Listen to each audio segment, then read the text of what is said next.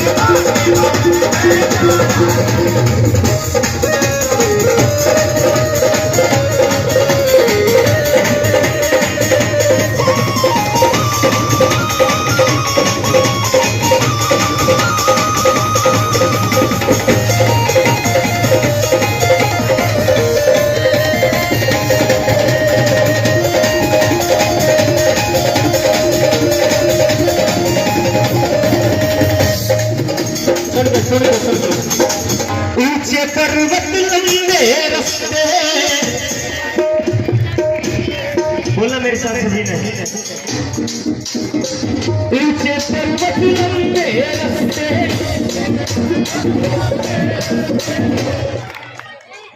ऊंचे पर्वत लंबे रास्ते। सरकारी स्कूल की छुट्टी हुई है क्योंकि माँ का दरबार है। आप गाओ जैसे मर्जी, बस भावनाएं अच्छी होनी चाहिए। जोर से बोलना जी, जोर से बोलो। ऊंचे पर्वत लंबे रास्ते, चढ़ जाएंगे हंसते हंसते।